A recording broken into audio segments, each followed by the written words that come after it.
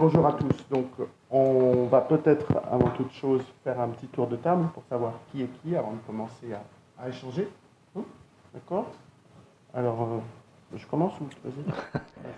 Bonjour, Michel Bure, je suis l'adjoint au directeur général de la mission laïque française en responsabilité de la pédagogie. Bruno Devauchel, je suis enseignant-chercheur à l'université à Poitiers, en France. Sylvie Caro, je suis chef d'établissement au Collège français international de Reus, en Sud-Catalogne. Petit établissement qui va jusqu'à la seconde. Joseph Adjadj, proviseur du lycée français de Séville, et petit établissement également, puisque nous allons jusqu'en CM2 et après nous sommes au CNED jusqu'au lycée. Bonjour, Nabil Asmahi, responsable système d'information à l'établissement Louis-Massignon de Casablanca au Maroc. Bonjour, je suis Elisa Lost, je suis déléguée de 3e B. Bonjour, je suis Melchior Le Gabriellan, je suis délégué de 3e A. Bonjour, je suis André Alvaro et je suis délégué de Terminal S. Bonjour, je m'appelle Juan, je suis délégué de 3e B et je suis dans l'école lycée français Molière de Saragosse. Bonjour, je suis Rebecca Bernoès et je suis déléguée de 3e A. Bonjour, je suis Pilar Ruiz, CPE et adjointe au lycée français de Saragosse. Bonjour, c'est Laura Saba du réseau Liban, je suis référente technique. Bonjour, je suis Molly Alexandre et je suis déléguée en seconde B. Bonjour, je suis Marta Villalejo, je suis en première ES et déléguée aussi. Voilà. Bonjour, je suis Lucas Teixeira et je suis délégué de la classe de seconde B. Je suis Juan Aparicio, délégué de Terminal S. Je suis Aïtana Serras, délégué de première ES. Je suis Ramiro Pereira, délégué de seconda. Moi, je suis Christophe Gallet, proviseur du lycée Molière de Saragosse et coordonnateur du réseau Mission laïque française Espagne. Merci de nous accorder un peu de votre temps. On est en effet dans votre lycée. Merci de nous accueillir aussi. On est dans votre lycée pour ces rencontres numériques. Donc, vous avez entendu, il y a d'autres chefs d'établissement, des professeurs, des référents techniques qui s'occupent de l'informatique dans votre lycée, dans nos lycées de la mission laïque française. Et on est pendant 3 jours également avec Monsieur Devauchel, Bruno Devauchel, qui est enseignant-chercheur. C'est important aussi aujourd'hui de nous poser des questions tous ensemble, nous qui sommes professionnels de l'éducation, de réfléchir ensemble à la place du numérique aujourd'hui, comme hier, comme demain, parce que c'est un sujet désormais continu, récurrent, mais de réfléchir également avec vous, les élèves, comme nous avons pu le faire hier avec les parents.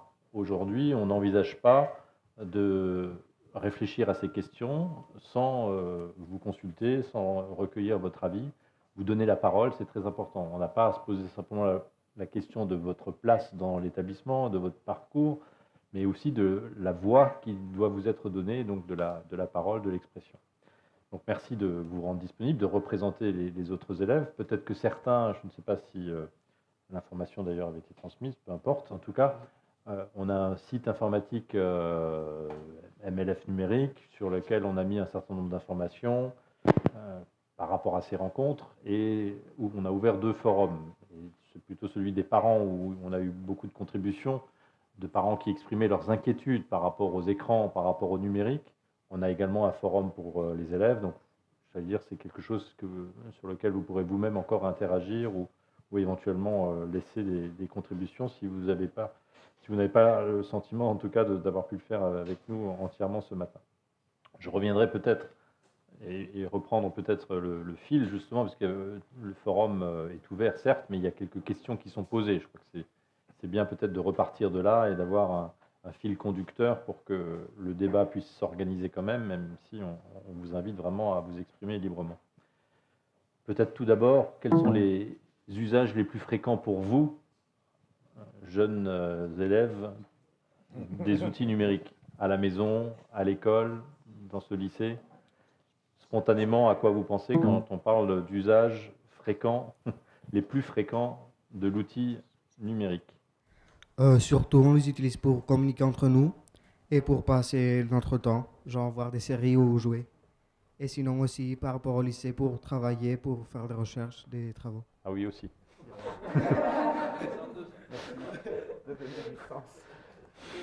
C'est revenu.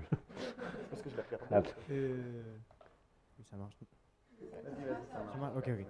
Je crois que principalement les deux usages les plus fréquents de ce numérique, c'est les loisirs, comme a dit Juan, bon, tout ce que c'est les jeux, les séries qu'on voit, et aussi une... Ah, pardon. et aussi une autre partie, c'est celle qu'on utilise à l'école, par exemple avec les vidéoprojecteurs et tout ça. Ça revient un peu au même. C'est pas grave. Donc, On a tous. voilà, le lycée, pour les recherches ou travail, travaux. Et puis voilà, pour s'épargner chez nous. Vous pouvez préciser quels sont les outils préférés, vos outils préférés? Je dirais le portable parce qu'on l'a presque tout le temps sur nous. Ouais. Et voilà. En logiciel, vous utilisez WhatsApp, oui, WhatsApp Instagram, surtout, Snapchat. Instagram, oui, voilà, c'est ce que vous venez de dire. Quelle est l'application que tu utilises le plus? Snapchat, parce que ça me permet de parler avec mes amis. Parce qu'en Espagne, on n'utilise pas beaucoup Snapchat, mais en Irlande ou en France, c'est beaucoup plus utilisé. Et du coup, ça me permet de parler parce que WhatsApp, ça marche surtout en Espagne, je crois. D'accord. Moi aussi, c'est pour le divertissement et aussi pour faire des travaux qu'on nous donne au lycée. Et pour le travail, tu utilises quoi, par exemple? Google pour faire des recherches. Après, sur l'ordinateur aussi, quand on doit faire des travaux sur le numérique. Par exemple, là, on a une recherche pour la fin d'année de stage et on doit se servir de PC pour rechercher. D'accord. Merci. Moi, je pense que pour les recherches et pour les travaux, moi, j'utilise le Google Drive, que c'est comme pour faire des travaux ensemble, mais on est dans différents endroits et c'est pratique pour ne pas avoir à aller dans un endroit tous ensemble, tout ça. Alors pour tout ce que c'est les exposés, moi j'utilise surtout les ordinateurs avec PowerPoint ou Google Drive, comme a dit Rebecca. Et bon, après pour les loisirs, c'est plutôt les portables qu'on utilise le plus. Et comme des applications, moi c'est plutôt Instagram que Snapchat. Bon, à propos de recherche, j'utilise surtout le portable car c'est pratique, il est tout le temps près de toi. Et c'est comme un petit ordinateur en soi. Donc, surtout comme elle a dit, le Google Drive, c'est très pratique pour la terminale car on doit faire beaucoup de projets et des exposés. Et donc, comme ça, on est plus rapide, plus efficace. Car si on se réunit tous ensemble, on perd un temps fou pour se mettre une personne à l'ordi. Et comme ça, toutes les personnes peuvent être disponibles d'un portable ou d'un ordi et le faire plus rapidement. Et aussi, de l'autre côté, pour les loisirs tels que Netflix, on peut le voir sur la télé ou même dans le portable. Et aussi pour les loisirs tels que moi, je n'utilise pas beaucoup Snapchat. C'est vrai qu'ils utilisent cela en dehors d'Espagne, mais pour cela, on utilise plutôt Instagram dans ma génération et WhatsApp, car ici, les textos sont coûteux, donc on préfère utiliser WhatsApp. J'étais parti sur... Moi, j'utilise surtout l'ordinateur. Je l'emporte partout, je l'emporte en voyage, quand je vais en France. Et c'est comme un peu mon porte-clés parce que j'ai tout dedans, je transporte tout. Et je fais toutes mes recherches dedans, je joue aussi dedans, quelquefois. Et voilà. Donc tu utilises beaucoup moins le téléphone portable? Non, sur les semaines, j'utilise beaucoup le téléphone portable, mais les week-ends, surtout l'ordinateur. Et cet ordinateur dont tu parles, il est avec toi là aujourd'hui ou pas? Non, il est à la maison. Et il est portable? Oui, il est portable. Moi, j'utilise le portable, comme tout le monde, pour les loisirs et aussi pour voir le site de la vie scolaire, s'il y a des notes, des messages, des trucs comme ça. Et c'est... C'était la dernière chance. Ouf, ça sert à quelque chose. Non, il y en a encore deux. Il reste des élèves. Il reste des élèves. Ramiro. Moi, j'utilise le portable pour les loisirs et surtout pour me communiquer. Mais pour faire des recherches à la maison ou à l'école, j'utilise l'ordinateur avec Google et n'importe quel. Moi, j'utilise surtout le portable et l'ordinateur, mais le portable, c'est plus pour les loisirs, pour les réseaux sociaux, et puis l'ordinateur, j'utilise surtout pour les recherches et travaux, mais aussi pour voir des séries, des films, par exemple dans Netflix. J'ai une question pour vous tous à la suite de ce que vous avez dit là. Enfin, deux questions. La première, c'est est-ce que vous utilisez parfois le téléphone portable pendant le temps de classe? Et la deuxième question, c'est est-ce que vous utilisez aussi le portable en récréation ou ailleurs quand vous voulez avoir? Alors.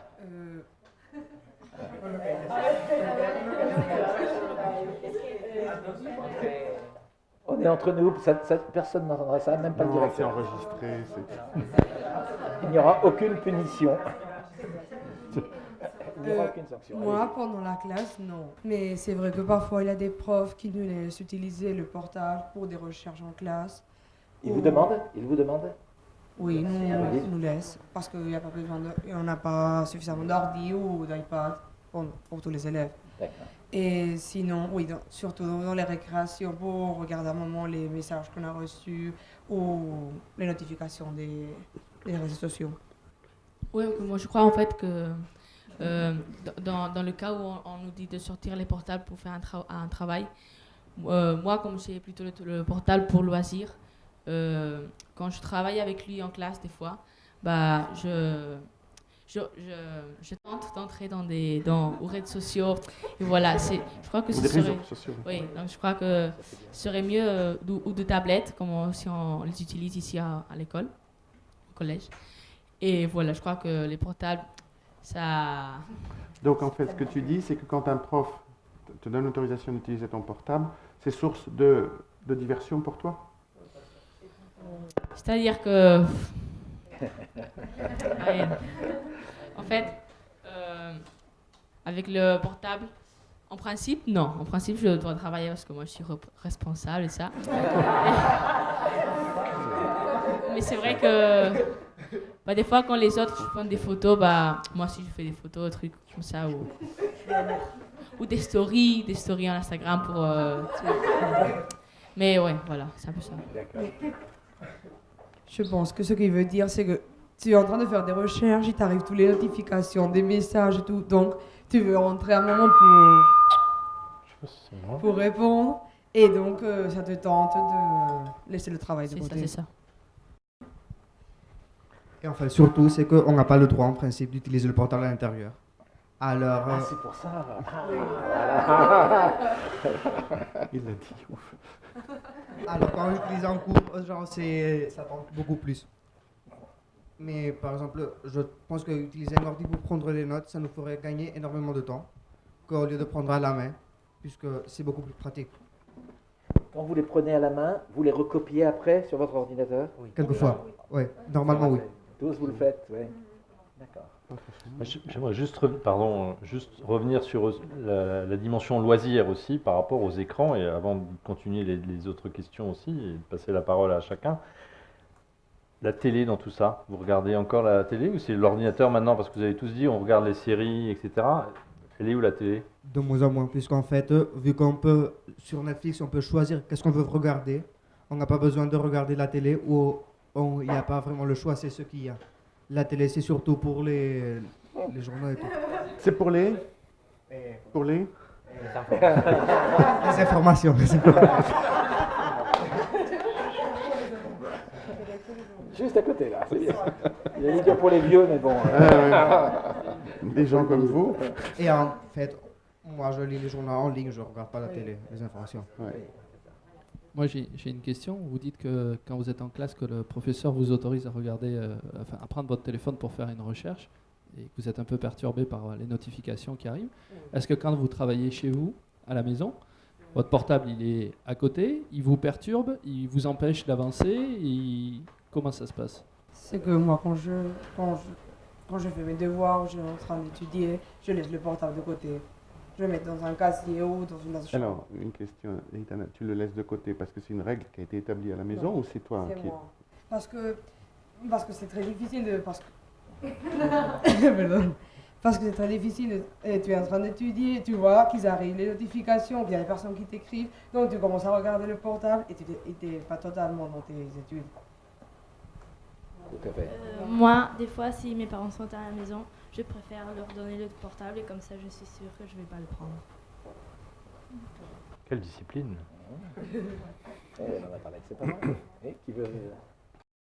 Moi, le portable, quand je suis chez moi, j'utilise principalement pour aider mes camarades ou pour s'entraider, puisque dès qu'on a une doute, on écrit par WhatsApp l'exercice temps de maths. Est-ce que tu peux m'expliquer un truc? Je ne comprends pas ça. Est-ce que tu peux envoyer tes notes de cours? Et là, j'utilise beaucoup le portable pendant que je révise. Tu préfères vous dire comment tu travailles ou tu préfères me dire donne-moi le résultat? Ça dépend. Moi, personnellement, je préfère expliquer comment je le fais. Puisque sinon, après le jour du DS, on ne va pas savoir le faire. Alors, ça ne sert à rien de donner un résultat. Mais il y a beaucoup de gens qui, c'est simplement le résultat et... Ok, merci. Alors, une question là, et puis à vous après. Donc, j'entends bien que vous utilisez le plus souvent WhatsApp pour communiquer, pour échanger parfois à propos des études ou des blagues ou n'importe quelle information.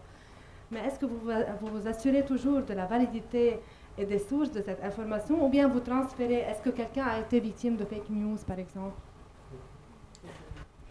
Alors, nous à l'école, une fois, on a travaillé sur les fake news et on a travaillé comment les identifier, c'est-à-dire avec des différents aspects, par exemple, chercher l'image, différents trucs pour voir si elle est vraie, la nouvelle, ou elle est fausse. Comment t'as fait ça dans quel cadre? Au CDI, en AP, oui. En AP, en CDI, d'accord. Nous aujourd'hui, on vient de voir les... Voilà.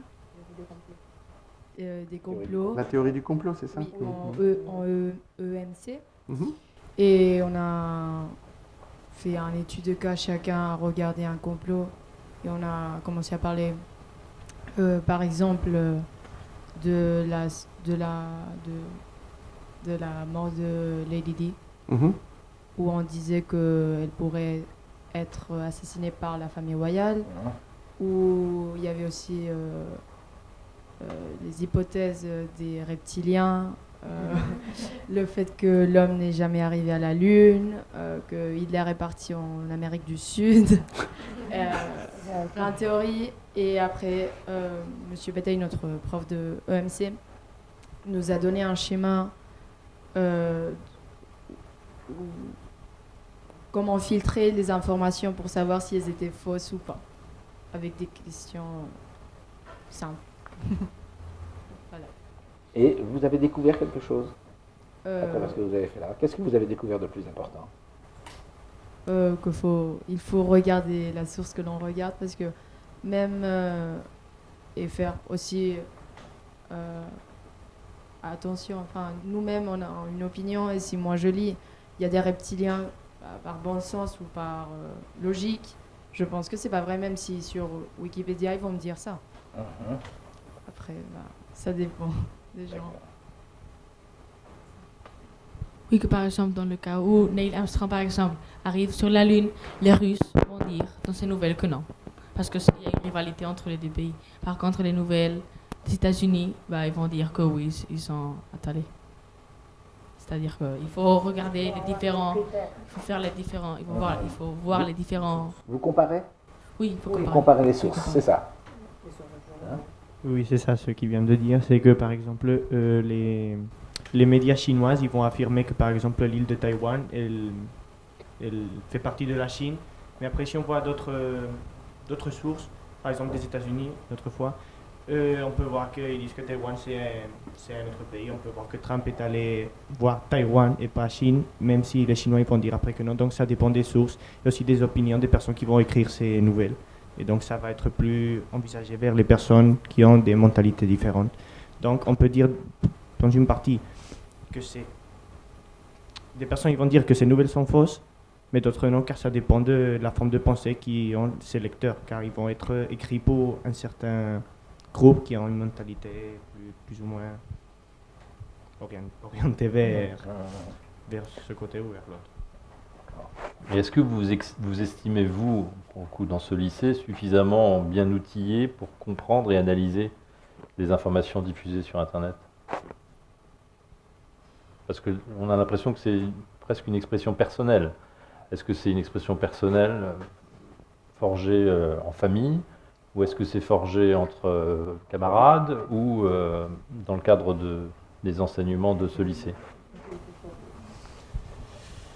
Moi, je crois que c'est un peu de tout. On apprend de tout ce qu'on voit ou ce qu'on fait. Ici, on nous apprend surtout à faire attention de ce qu'on fait sur Internet. Et après, des expériences personnelles, par des expériences personnelles, tu apprends qu'est-ce que vraiment c'est dangereux. Est-ce que entre vous, vous parlez justement de ces dangers, mais entre vous, à la récréation, Oui, oui. Vous en parlez souvent? Des fois, pas souvent, mais des fois qu'un camarade a eu des problèmes sur Internet et tout ça, oui. Alors comment vous faites dans ce cas-là? Expliquez-moi un peu, un camarade a eu des problèmes, qu'est-ce qui se passe? Vous avez peut-être eu des cas récents, expliquez-nous un peu comment vous avez fait. Par exemple, il y a des personnes que sur les réseaux sociaux, on reçoit des messages, par exemple, des messages offensifs vers un ami ou vers nous, ou anonyme. Et donc, des fois c'est très compliqué de parler avec un adulte, donc des fois c'est des amis on aide à bloquer la personne ou nous-mêmes parler avec un adulte pour ne pas dire qui est la personne en question. Oui. Nous, une fois, mon groupe d'amis, on a Instagram et une compte, on ne savait pas quel compte était, une compte étrange, a commencé à mettre des photos de nous. On ne savait pas pourquoi il les avait. Et on l'a bloqué, on l'a dénoncé, et voilà. Ça n'allait pas très bien. Vous étiez plusieurs à avoir fait ça? Vous avez écrit Instagram en demandant de bloquer le compte? C'est-à-dire, en fait, chacun avait son compte et on a vu ça. Et dans le groupe, un ami avait dit hey, vous avez regardé ça? Et alors, on l'a bloqué, on l'a dénoncé, et voilà. Donc, il y a une régulation entre vous. Oui. Vous faites la police vous-même. Oui. Et après, il a je sais pas s'ils l'ont bloqué, cette compte Instagram, mais toutes les photos ont été éliminées. Et où est-ce que vous avez appris à bloquer, à avoir ce type de réflexe? Sur Instagram. Genre, simplement, Instagram, c'est le propriétaire. Il nous propose de bloquer une compte, de dénoncer une compte si on prend nos photos. Et c'est l'outil de la propre application. Juste, vous savez que parfois, on met des photos sur la toile, sur Internet, sur un réseau social. On sait que même si on efface la photo, elle peut rester, elle peut être toujours sur un serveur d'un réseau social ou autre. Donc, quel degré de confiance vous faites à l'Internet et quel type d'informations et de données personnelles vous permettez de la mettre? Surtout que chacun de vous a, comme je vois, de grands potentiels et peut arriver à des postes critiques. Est-ce que vous pensez à l'avenir un peu plus loin? Personnellement, je ne fais pas vraiment confiance parce que déjà on peut éliminer une photo. Mais c'est sûr qu'il y a, si c'est une photo problématique ou quoi que ce soit, il y a des gens qui ont pu faire des screenshots, des captures d'écran, désolé. Et elles vont toujours être là. Du coup, en même temps, moi je me dis, si je reste en compte privé, c'est pas vraiment privé parce que moi-même j'ai reçu des photos de gens que je ne suis pas abonné. Et ça revient aussi pour l'avenir, quand on sera, pas obligé, mais on devra chercher un travail. S'ils veulent avoir des informations sur nous, ils les auront. Donc il faut faire attention, même s'il y a des fois on se dit, les gens, ils vont pas, les personnes qui vont nous embaucher, ils n'ont pas intérêt. Ils vont jamais le savoir, mais ils le sauront s'ils veulent. Mais quand vous dites vous ne faites pas confiance dans l'Internet, dans l'outil, etc., est-ce que je comprends que c'est quand même d'abord la manipulation de l'humain qui fait que cette confiance n'est pas au rendez-vous? C'est pas l'outil qui est questionné, c'est plutôt ce que l'on en fait. C'est plutôt les gens qui peuvent les gens qui ont accès à Internet. Parce que partout dans le monde, il y a des gens méchants. Et Internet, c'est c'est plus facile de faire des choses qui peuvent influencer des autres personnes. Bon. Je vous envoie une question. Vous n'avez pas du tout parlé de Facebook. Est-ce que vous utilisez Facebook? Non. Facebook, c'est déjà... Mais pas du tout. Pourquoi? Pourquoi? Ça c'est intéressant. Pourquoi vous l'utilisez? Ni télé, ni Facebook. Puisqu'en fait, ça, on a des nouveaux outils qui, pour moi, je trouve que ce sont plus pratiques que Facebook. Et En quoi sont-ils plus pratiques? Démontre-moi. En fait, ça fait la même chose, sauf que... Tu parles entre Facebook Instagram. et Instagram, d'accord. Ok. Tu as exactement les mêmes outils, pratiquement, et c'est beaucoup plus dynamique, surtout avec des gens de notre âge. Mais on est sur des... Oui, mais on est sur... Il insiste. Moi, je reste très jeune grâce à eux, donc pour l'instant, ça va. Pour l'instant, hein. Mais on est sur des informations plus brèves, plus... En fait, si on... oui, les posts, c'est plus bref, mais pas forcément, puisque sur la photo, tu peux écrire le pied de photo, tu peux mettre une dissertation de philosophie en vie. Oui, Andrea. Moi, je pense que personnellement, maintenant, on est plus attiré pour les images. Donc, Instagram, ce sont des images avec des citations en dessous. Et donc, je pense que Facebook, c'est plutôt pour lire et on est constamment en train de voir des images. Donc, c'est plus facile pour nous et pour les adolescents de voir d'une forme plus rapide ces images. Bien sûr, mais la question, le débat, Andrea, j'entends ça, mais après, une fois que tu as eu une image, une photo associée avec une phrase choc, une idée, je ne sais pas. Après, est-ce que ça déclenche chez toi une envie d'aller en savoir plus et comment? Oui, mais Facebook, je pense que c'est différent, c'est moins pratique pour notre âge, je ne sais pas pourquoi, mais ce sont par exemple, on s'abonne à Instagram et ce sont surtout des personnes de notre âge. Et sur Facebook, il n'y a pas de gens de notre âge. Donc, cette pression sociale, de certaines façons, nous fait abonner à des choses que la plupart de notre cercle sont abonnés à. Pression sociale, tu as employé comme terme. Hein. Oui, c'est un peu ça qu'en fait, on est influencé. Si nos amis ont Instagram, bah, tu te fais aussi Instagram. Aussi, moi, j'ai l'idée que Facebook, c'est plutôt pour... je sais pas, je crois que j'ai l'idée que Facebook, c'est pas pour nous. C'est plus pour les adultes, je crois. En toute honnêteté, vous passez combien de temps sur les écrans à peu près par jour, si vous aviez à calculer entre le temps que vous passez ici, au lycée, et chez vous le soir, et à quelle heure vous vous couchez, à quelle heure votre portable est éteint? En week-end ou en semaine? Les deux? Bonne question, Melchior. Parce que en semaine, moi, je peux passer par 1h30 sur mon téléphone ou chaque jour, 1h30. Mais les week-ends, je peux très bien passer 3h30 ou même plus. Et alors 1h30, parce que c'est réglé, c'est réglementé, c'est une autogestion? Enfin, en semaine, moi, mes parents prennent mon téléphone quand je fais mes devoirs. Donc je l'ai seulement le soir, mais après, un peu le matin, je l'utilise. Et après, le week-end, c'est tout le temps. Comme vous avez dit, combien de temps nous passons sur l'écran? On doit additionner le temps que nous dédions aux loisirs et ce que nous dédions plus ou moins aux recherches et tout ce que c'est travail. Oui. Essentiellement, lorsque j'utilise ce numérique, la plupart du temps, malheureusement, je l'utilise pour tout ce que c'est les loisirs, réseaux sociaux, YouTube et tout ça. On sait que dans la société de nos jours, on est presque, au moins les adolescents d'aujourd'hui, on est tous dépendants de ce téléphone, tout ce qu'on a dit, de la pression sociale, que si une personne a ça, nous devons avoir par exemple Instagram. Donc on est poussé pour dédier beaucoup de temps et très peu de temps à tout ce que c'est recherche et tout ça. Mais moi, chaque jour, je peux dépasser les 2 heures d'usage d'écran, de loisirs. De loisirs. Donc c'est un peu... un peu problématique.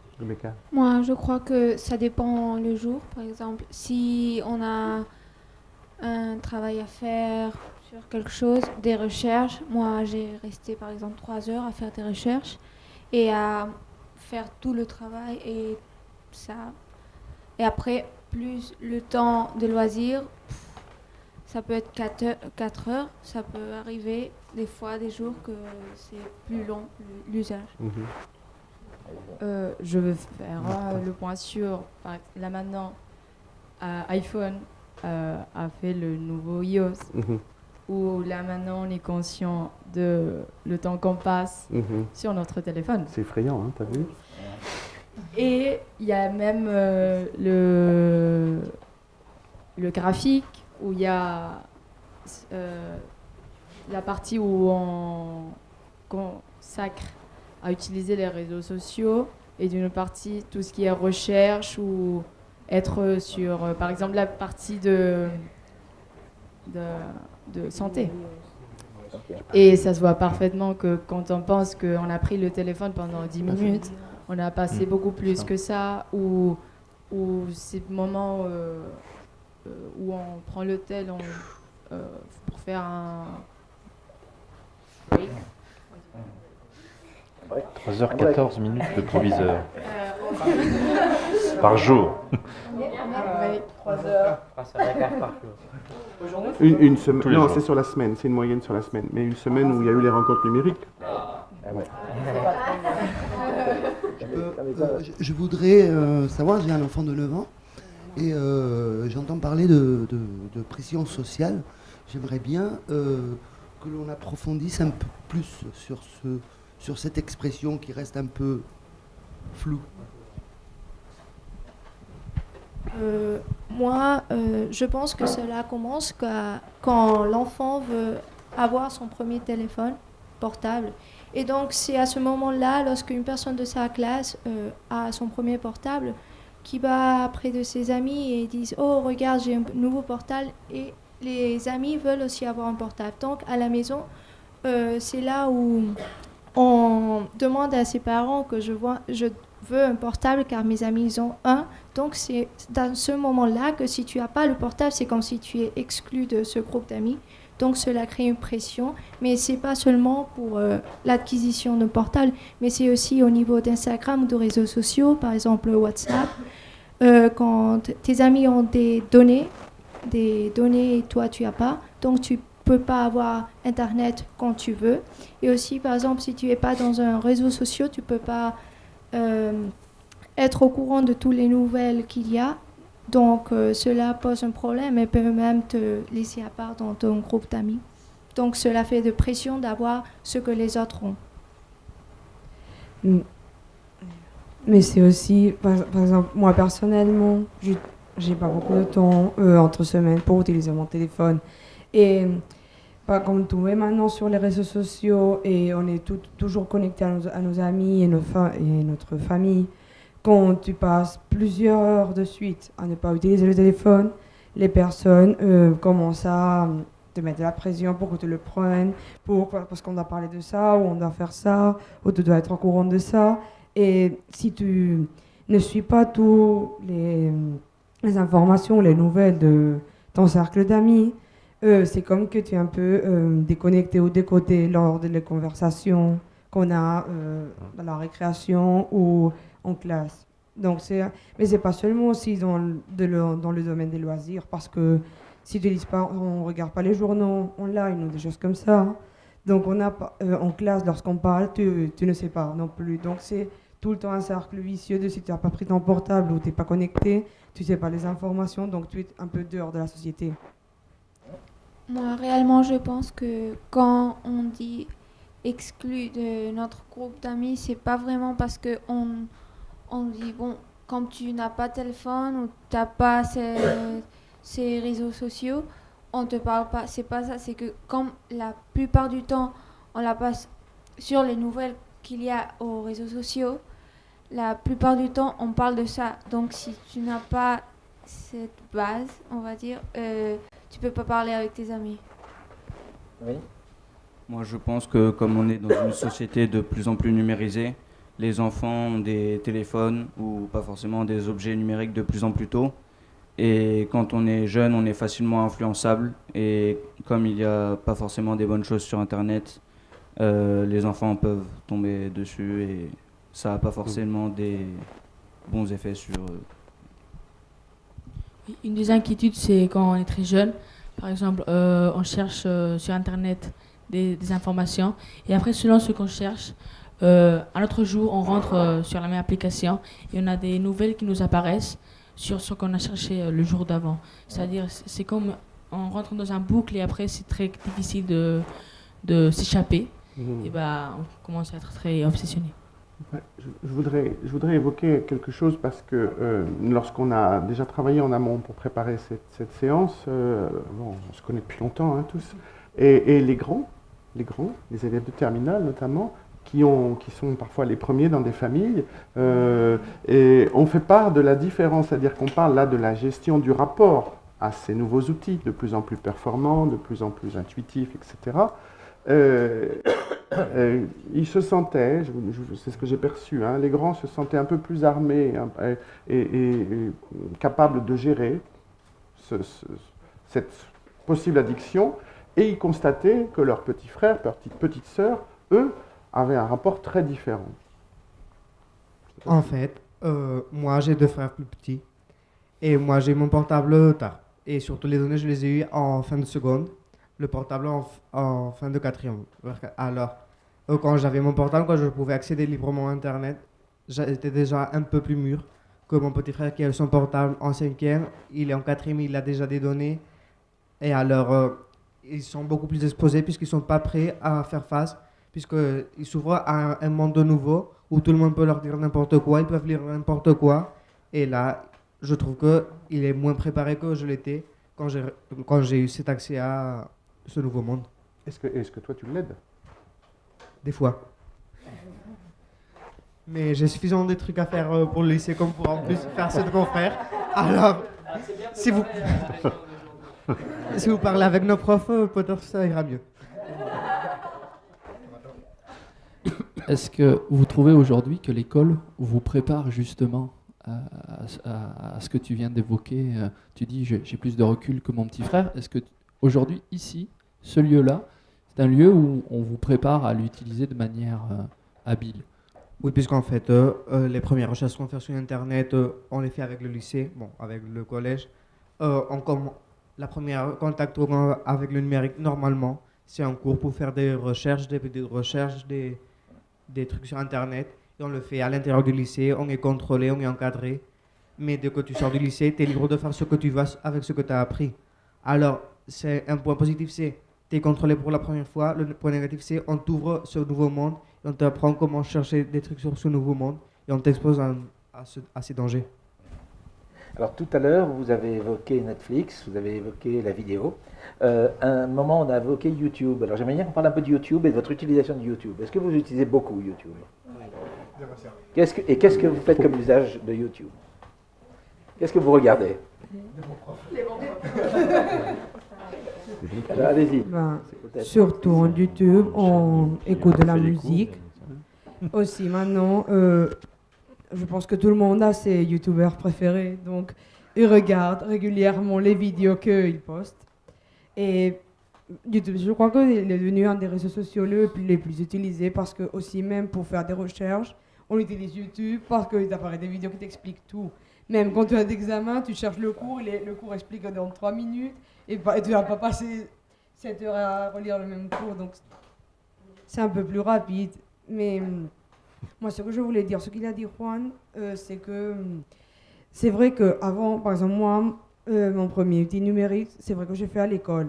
Mais mon frère, il a fait chez moi. Parce que, comme maintenant, plusieurs parents, ils donnent à leurs enfants de 2 ans ou 3 ans déjà des Nintendo ou d'iPad pour des jeux.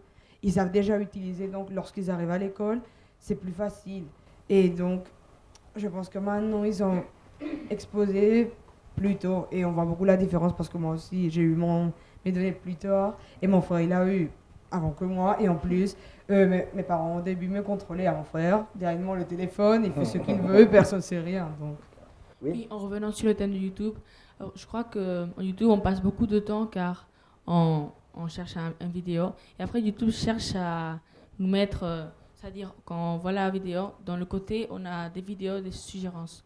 Et alors là, ils cherchent à nous mettre des vidéos et qui sont intéressantes. Alors on clique et on peut commencer en regardant des vidéos sur le football et on peut finir en voyant un YouTuber. C'est totalement, on va d'un extrême à l'autre. Lucas. Je voulais revenir que maintenant les enfants qui sont plus petits reçoivent ce téléphone portable beaucoup plus, quand ils sont beaucoup plus jeunes et en conséquence moins mûrs. Je m'appuie sur l'exemple. Bon, je suis le grand frère je suis le plus grand frère. J'ai un petit frère, l'aîné, et une petite sœur. Et à l'âge qu'il a maintenant, ma petite sœur, elle est en 5e. Ouais. Moi, quand j'étais en 5e, moi je continuais à jouer avec des Lego. Et ma sœur, ça fait déjà 3 ans qu'elle a une tablette. Elle est exposée à tout ce danger en YouTube, car, comme a dit Alexandre, on peut trouver des choses très bonnes, très didactiques, par exemple en YouTube. Mais aussi, c'est très dangereux, car on a l'accès à tout. Et ce tout, il y a des choses très bonnes et des choses très mauvaises que c'est dangereux, car on est très petit. Et quel est le rempart à tout ça? Quel est le rempart à tout ça? Quelle est la stratégie pour faire face à cette évolution? Je crois que la stratégie maintenant, ça serait pas de ne pas donner le téléphone très, très tard, car je crois que, comme j'ai dit avant, on est tous, une très grande partie de la société, on est dépendant du téléphone, car maintenant on a le téléphone beaucoup plus tôt, on l'utilise tous les jours de plus en plus, toutes les années on va utiliser, on l'utilise comme on dit, par exemple, on est totalement contrôlé, Internet, c'est notre profil. Si Internet voit que quand on cherche ça, on va voir beaucoup de nouvelles relations avec ce thème. Si en YouTube on cherche ça, on va voir beaucoup de vidéos. Donc, comme on est contrôlé, le problème, c'est que on doit, la solution à tout ce problème, c'est on doit, à l'école, comme vous avez dit, on doit recevoir, on doit être guidé, que c'est ce qu'on est en train de faire, mais aussi en famille. Par exemple, comme a dit Aitana, son frère, ses parents, au début, ils lui faisaient attention, et à son petit frère, que maintenant, comme tout est plus moderne, ils ont laissé de le contrôler. Vous avez le sentiment que vos parents, ils ont baissé la garde? Oui, totalement. Par exemple... Même les vôtres? Par exemple, moi, pour avoir comme vous avez dit, ils ont très fortement baissé la garde. Par exemple... dans mon carnet, on peut signer dans la dernière page, on peut signer lorsque un professeur n'est pas là, on peut sortir de l'école si on a cette signature qui affirme que les parents ils laissent sortir. Par exemple, moi j'ai eu cette signature à la fin de 3e. Ma soeur très probablement, elle va l'avoir en 5e. Non, c'est pas comme ça. Toi, tu l'as eu à la fin de 4e et moi au début de 3e. La garde a augmenté. Non, mais moi je suis pas d'accord. Par exemple, chez moi, c'était avec moi, on faisait de la prévention pour que n'accédez pas trop à l'ordi, ne passez pas ma journée sur l'ordi. Avec mes petits frères, ils ont dû faire le contraire. C'est une fois qu'ils ont vu ceci est en train d'aller vers l'excessif, on coupe. Ils ont dû réactionner au lieu de faire prévention. Ah, mais c'est des choses. Moi, quand j'étais petite et je regardais la télé lorsque j'arrivais de l'école, par exemple, mes parents, directement, ils la coupaient. Ils disaient non, c'est fini. Mais par exemple, maintenant, beaucoup de garçons ou filles de l'âge, par exemple, de 14, 13 ans, de mon âge, ils utilisent la PlayStation, qui sont des jeux vidéo. Et par exemple, mon frère, il passe, mais je ne sais pas combien d'heures chaque jour à jouer. Parce que c'est quelque chose de répétitif et tu es online avec tes amis, donc tu répètes la partie tout le temps. Donc par exemple, mes parents ne contrôlent pas ça. Parce que comme ils ont déjà passé avec moi, être connectés à un iPad ou au YouTube avec d'autres choses, maintenant ils ne contrôlent pas. Donc c'est comme... Et eux aussi, comme ils restent... Eux aussi, ils sont en train de devenir dépendants de séries ou téléphones portables, des réseaux sociaux. Donc, c'est comme si eux, ils peuvent, nous aussi, donc ils descendent de la garde. Et moi, j'ai vu vraiment des gens qu'avec ses enfants de 3 ans, par exemple, tu les vois déjà avec la tablette en train de voir des choses et c'est vraiment fou des fois. C'est très peu. Tu es exposé à trop de risques avec un enfant de 3 ans avec une tablette. Alors, j'ai une question à vous poser à tous ici. À quel âge avez-vous eu votre première console de jeu? Ah. À quel âge vous l'avez eu? Moi, je l'ai eu vers 10 ans, 11 ans. 10 Parce ans que moi, j'ai pas de frère ni de sœur, donc mes parents sont vraiment, ils contrôlent beaucoup. D'accord. Vous autres? Oui, vous alors? Oui, allez-y. Moi, vers 8 ans, mais je crois que c'est car j'ai un grand frère et lui, il l'a eu aussi. Donc, si lui, il ne l'avait pas eu, moi, je crois que je n'avais pensé pas. Donc, c'est aussi une pression. D'accord. Oui, allez-y. Moi, vraiment, je crois que j'ai eu une console comme la Wii. Je l'ai eu tôt, vers 7 ans, parce que non seulement je l'utilisais moi, mais mes parents aussi. C'est pour ça donc que je crois que comme toute la société est en train d'évoluer, non seulement c'est pour les jeunes, mais les adultes, c'est comme quelque chose de nouveau. Donc ils en profitent. Alors, si je vous pose cette question, c'est parce que la console de jeu, c'est souvent la première entrée dans les écrans, avant Internet. Hein. Vous aussi, c'est ça? Oui. Oui, moi j'ai eu à 11 ans ma première Nintendo. Mais par exemple, mes cousins, ils ont eu sa première console à 7 ans. Oui, mais ils ne sont pas dans une école française. Mais mon petit frère aussi. Ton petit frère, oui, c'est vrai. En fait, moi, j'ai ma Nintendo en CE2, CM1. Mais le truc, c'est mon petit frère, vu qu'il y avait déjà la console chez moi, aussi l'utilisait. Peut-être pas dès le début, mais 2 ans après, il l'utilisait aussi. Il était en CP-CE1. Alors, c'est beaucoup plus tôt, tout s'accélère, surtout parce qu'en fait, vu qu'il y a déjà une chez nous, et l'accès est beaucoup plus facile que pour le premier qui doit l'avoir. D'accord.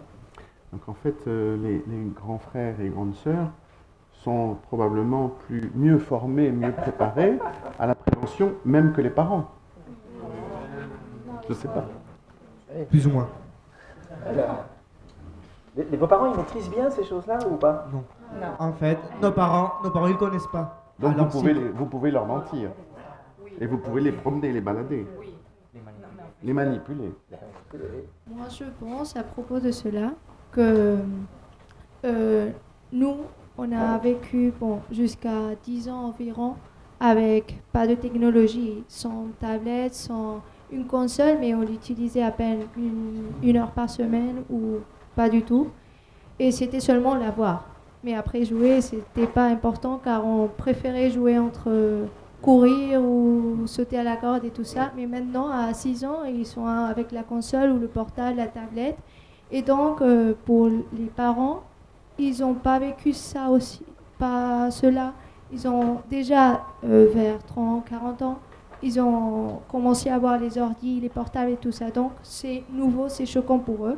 Donc, ils n'ont pas eu la formation en enfance. Et maintenant, nous, on a intégré petit à petit, selon notre passage dans ces années, avec les portables dont on a pris conscience en dehors et dedans de l'école pour savoir l'utiliser. Mais pour les petits, ils ont ils ont déjà vu le portable chez eux.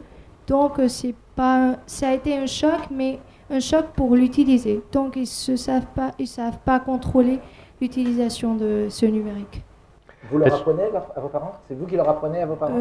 Oui, des fois oui, pour savoir utiliser, je sais pas, un nouveau appareil, tout ça, c'est moi que je dois expliquer tout.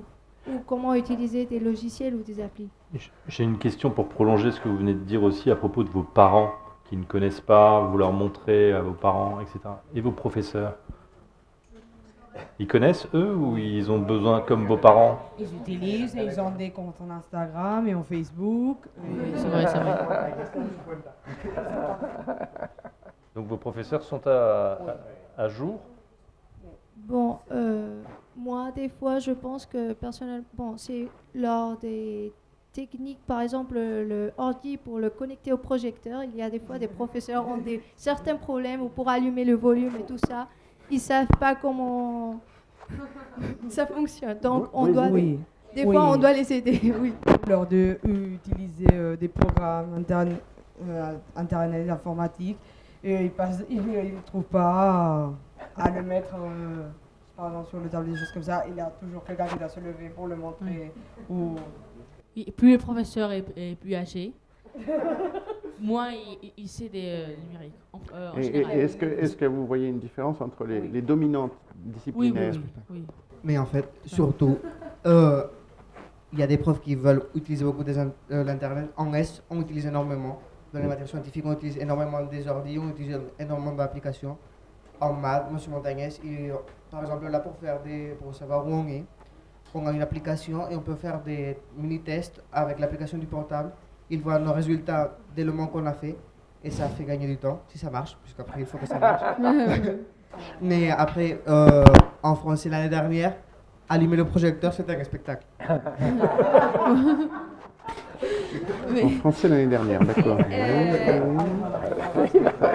Je crois que les professeurs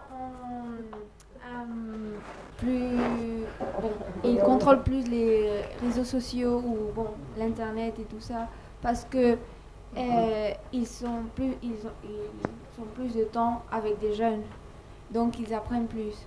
Mais vraiment, moi je crois que nos parents maintenant, peut-être il y a des parents qui sont plus conscients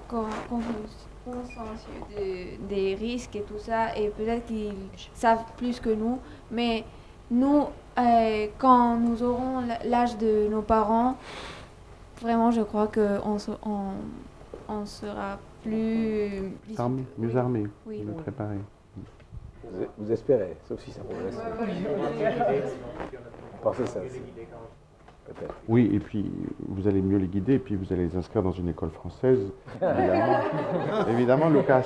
Donc, je suis pas mal âgé déjà, et j'imagine difficilement un futur sans papier. Êtes-vous d'accord? Moi, personnellement, je préfère écrire à la main, avoir mes cahiers, avoir un ordinateur. Parce que sinon, on va être juste avec des appareils électroniques et ça reviendra encore à être accroché. Et en même temps, il faut savoir écrire parce que ça se voit que, par exemple, moi, ici au lycée, même en primaire, on apprend très vite à faire les cahiers de calligraphie et c'est quelque chose de très important, au moins dans le système français. Parce que, par exemple, moi, j'ai d'autres amis qui me disent que j'écris, que j'ai une calligraphie très bonne. Oui, c'est vrai, c'est vrai. Comparé avec des lycées espagnols ou d'autres lycées. Et c'est surtout parce que moi, je me souviens depuis la moyenne section, où on avait les petits tableaux à répéter toutes les lettres. Et voilà. Moi, je crois que si tout ce serait des numériques, ce serait mieux pour l'environnement parce que on devrait... Ce matin sur France Inter, c'était pas si clair. Hein? Bon, d'accord. Et après, je crois que si ce serait tout des numériques, après, si on est autant de temps accroché aux écrans, on a mal à la tête et... Je crois que la diversité est toujours importante, c'est-à-dire on doit avoir un mix entre papier et entre numérique, c'est-à-dire parce que tout, c'est mieux qu'il y ait un mix, qu'il y ait de la diversité. Si par exemple je vous annonçais demain qu'on laisse tomber et qu'on met des tablettes partout pour tout... Non. Moi je dis non. Voilà, très bien, je vous écoute. Par exemple, il faut savoir écrire, mais à Dallas, ils ont le droit d'utiliser les ordinateurs en cours. Au lycée. Et en fait, au lycée, pour prendre des notes, c'est beaucoup plus rapide. En philo, par exemple, on a 16 pages de notes par chapitre. Si on les fait à l'ordi, c'est beaucoup plus accessible, on peut retourner, c'est beaucoup plus rapide, c'est beaucoup mieux, plus visuel que si on fait à la main tout, puisque ça fait des pages et des pages écrits à la va-vite, mal écrit avec des fautes d'orthographe partout, surtout moi. Et avec un ordi, personnellement, je pense qu'on gagnerait énormément de temps.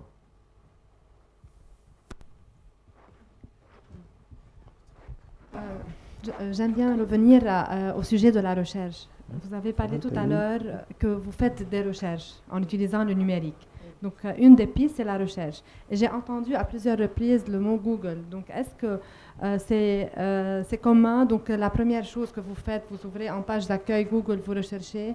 Est-ce que vous croyez que ce que vous cherchez, il y a une traçabilité, ils savent qu'est-ce que vous cherchez? Et la troisième question, est-ce que vous avez cherché une fois un autre moteur de recherche?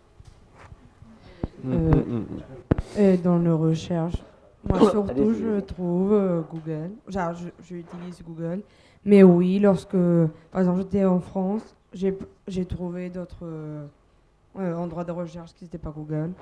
Mais Lesquels? Safari. DuckDuckGo. Mais en fait, par exemple, Firefox aussi. dans certains portables, on a Bing, au lieu de Google, on a Bing. Et c'est pas du tout la même chose. Google, c'est beaucoup plus intuitif, on a beaucoup plus de trucs qui apparaissent, des trucs plus qui soient. C'est vraiment ce qu'on cherche, c'est pas du n'importe quoi, il y a moins de pubs. Et pour moi, j'utilise Google toujours. Mais je me pose même pas la question. C'est vrai que par exemple, maintenant, on appelle sur les téléphones portables appels, quand on met Safari et tu rentres, ça tourne Google. C'est vraiment c'est pas qu'on te donne pas le choix, mais c'est la plus efficace en recherche et donc c'est pour ça qu'on l'utilise. D'accord. Juste, nous là maintenant on commence à préparer les TPE et on nous a recommandé fortement d'aller plus loin que Wikipédia et Google.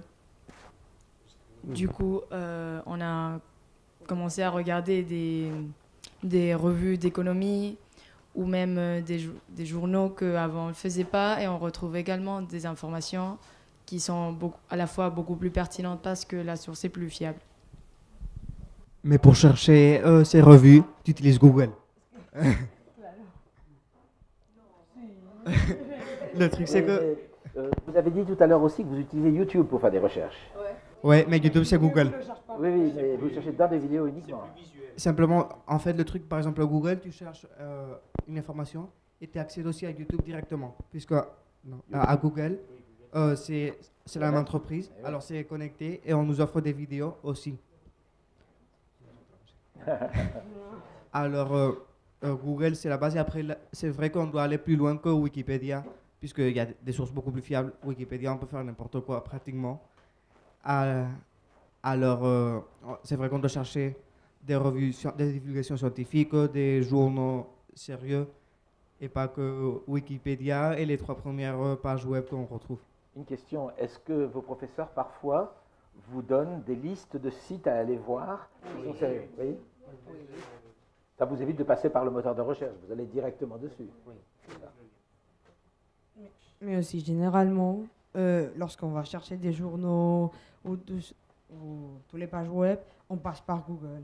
C'est que parce que tu cherches le mot-clé, t'apparaît et t'apparaît le link.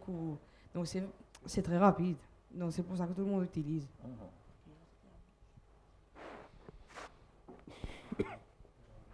Est-ce qu'il y a des moments où vous avez envie de vous déconnecter?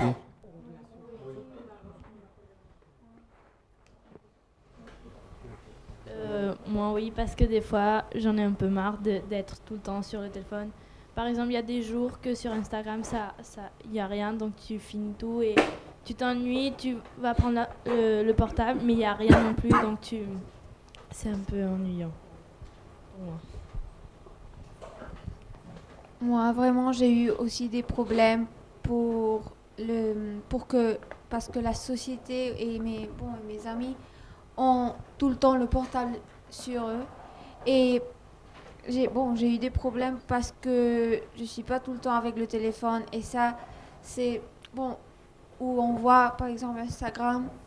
Et ça se finit pas. C'est tout le temps. Et après, quand par exemple, je suis vraiment sûre que si un jour ça se collapse ou ça fonctionne pas, et les gens ne sauront pas quoi faire. Bon, il y a des gens qui ne sauront pas quoi faire, ouais. Et c'est vraiment que ça serait bien de déconnecter, de parler oui, directement, tout ça. Moi, par exemple, en été, je éteins mon téléphone et c'est vraiment impossible de connecter avec moi. Parce que pendant toute l'année, on est tout le temps avec le téléphone parce qu'on doit avoir ses amis, on doit faire des études, on doit aller à la bibliothèque. Et en été, comme c'est mes vacances, je préfère laisser le téléphone de côté. Je préfère plus lire des livres, être à la plage, être avec des amis directement. Mais par exemple, ce qui a dit Rebecca. C'est bien. T'as dit avec des amis directement, c'est très intéressant. Et par exemple, Rebecca, ce qu'il a dit, c'est vrai que maintenant, par exemple, l'année dernière, il y a eu un moment que WhatsApp ne fonctionnait pas pendant 5 minutes. Et tout le monde s'est rendu compte. Et moi, j'avais pas pris le téléphone. Je me suis pas rendu compte parce que j'ai repris le téléphone, il marchait parfaitement. Et j'ai vu que je recevais beaucoup de WhatsApp de WhatsApp ne marche pas par Instagram. Et tout le monde avait. Oui, c'était comme si, par exemple, tout le monde était en train de mourir, c'était la fin du monde. Et donc, moi, j'ai resté un peu choquée parce que c'était 5 minutes. En plus, c'est vrai que maintenant, comme on est connecté par tous les réseaux sociaux, si tu ne parles pas par WhatsApp, tu parles par Instagram, et sinon par Snapchat, et sinon par Twitter. Et c'est vraiment un cercle vicieux que tu ne peux pas réellement déconnecter si tu n'éteignes pas le téléphone. Vous êtes sur Twitter? Non. Oui. Un peu. Et ce qu'il vient de dire sur WhatsApp, il y a quelques mois, et il s'est passé la même chose, mais sur YouTube. Je crois que pendant 10 heures ou plus ou moins, et on dirait que c'était l'apocalypse, tout le monde en train d'envoyer. YouTube ne fonctionne pas, j'ai cherché sur YouTube pour rentrer une autre fois dans le lien de YouTube, mais ça ne marche pas. Et ça a été pour ça, car tout le monde est dépendant. Et c'est qu'ils ont dit que maintenant, il y a des personnes qui se parlent de moins en moins vis-à-vis. C'est par exemple ce qu'il a dit il y a beaucoup, Andrea, que lorsqu'on était petit, on avait notre petite console et on jouait nous seuls. On jouait avec notre Nintendo à des jeux. Et maintenant, le problème, c'est que ces consoles, c'est online. Et maintenant, il y a beaucoup de personnes qui sont dans sa chambre, avec ses écouteurs, en train de regarder l'écran, et à 20 km, son ami dans sa chambre, aussi avec les écouteurs, en train de parler ensemble, au lieu de pouvoir faire comme ils ont dit, d'aller à la plage ou des choses. Son ami qu'il n'a peut-être jamais rencontré. Son ami. Oui. Ah oui, moi des fois, je joue à des jeux qu'on est avec l'audio, et moi j'ai des amis que je ne connais pas. Bon, des amis. Mon frère, il a des amis russes. Genre, il joue avec des Russes. Et il se donne rendez-vous pour jouer. Moi, avec mon frère, on jouait à un jeu, on avait des amis, je ne sais pas s'il était du Cameroun ou je ne sais pas. Ouais, bon, on avait des amis. D'une part, moi je pense que c'est bien de pouvoir parler avec des gens qui sont à l'étranger, surtout parce que l'année dernière je suis partie, j'étais pas dans ce lycée, mais je voulais maintenir le contact avec mes amis. Du coup, cela me permettait de ne faire que ne parler sur WhatsApp et par exemple pouvoir jouer online avec eux. Parce qu'il y a eu un moment... Avec ceux du lycée Oui. Ah oui. Oui, voilà. Donc, c'était pas que parler, et voilà, mais dès que je suis arrivée, après, j'aime bien parler avec les gens que j'ai laissés là-bas. Mais en même temps, par exemple, pendant l'été, pour revenir à cette déconnexion, c'est vrai que, par exemple, surtout en Espagne, c'est très fréquent il a le pueblo, enfin... Oui, au village. Oui, le village où il n'y a jamais il y a pas le Wi-Fi, au moins chez moi, il n'y a pas de service, et ça se voit que moi avec mon groupe d'amis, que en plus ils sont de Barcelone ou de Madrid, on se voit pas pendant l'année, on peut parler alors que il y a les petits, ils sont l'un à côté de l'autre avec leur iPad. Du coup, on aime bien la nature.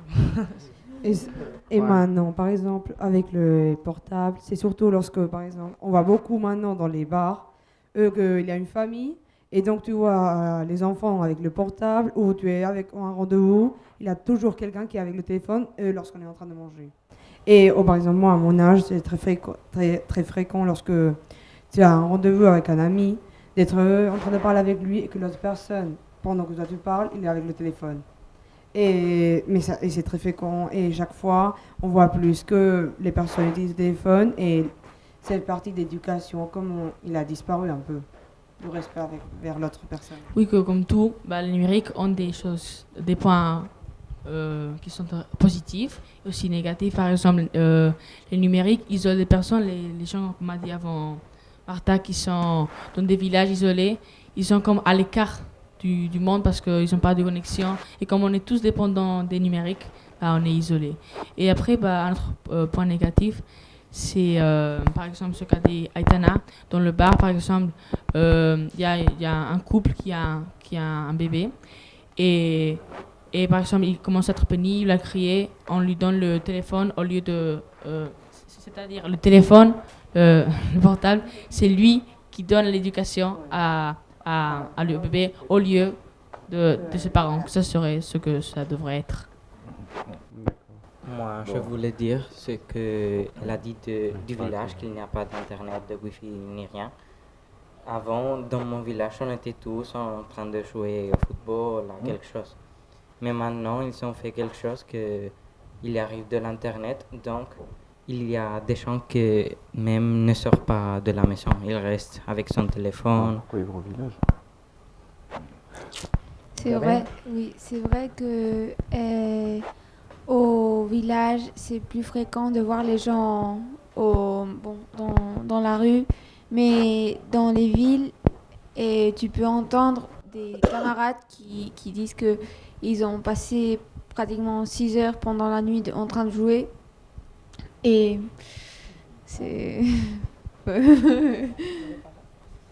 Alors, une dernière intervention. Non, vas-y. Que revenant sur le thème du village, par exemple. Normalement, les villages dans lesquels on va, on peut avoir un village, mais normalement, on va dans le village de nos grands-parents. Normalement, ils sont originaires de ce village. Et on peut voir toute cette modernisation qu'il y a eu en très peu de temps, car on peut voir que nos grands-parents, que maintenant, je ne sais pas, nos grands-parents, ils auront plus ou moins 70, 80 ans.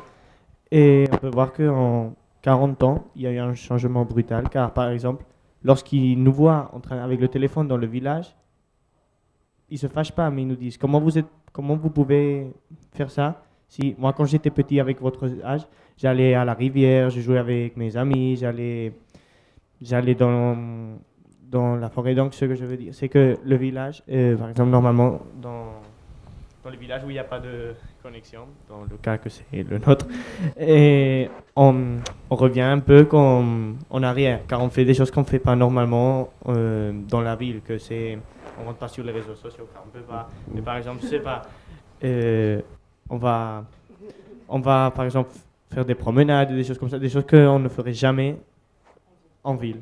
Bon, c'est normal car c'est la campagne aussi, mais je veux dire, le village, c'est comme une zone où on est, comme ils ont dit, isolé, et déconnecté et protégé de cette modernisation. Et donc, je crois que c'est très intéressant de pouvoir... Oui, c'est très bien. Nous allons tous les week-ends. Ouais, allez, oui. Oui, et les grands-parents, je crois qu'ils sont mieux préparés à être moins dépendants au numérique. Parce qu'en fait, eux, ils ont vécu une vie, ils ont été libres, non libres, mais ils ont vécu notre enfance et ils se rendent compte que... Tu as dit une chose très intéressante. Tes grands-parents, qui sans doute ont connu une époque pas forcément facile en Espagne quand même, d'accord, avant 1975, ils ont été libres. Donc tu associes la liberté à la non-possession ou de ce type d'outils. Puisque oui. Moi je crois que on est comme si on était dans une prison. prise. On va devoir s'arrêter parce que là, le temps est compté. Je voulais vous remercier pour votre participation toujours aussi agréable. Et puis, la clé c'est vous qui allez la voir parce que c'est vous qui allez, regardez, c'est marqué là, changer le monde. C'est vous qui allez tout expliquer à vos parents et c'est vous qui allez réguler un petit peu tout ça. On va vous aider, je pense. Merci beaucoup. Merci beaucoup. Merci.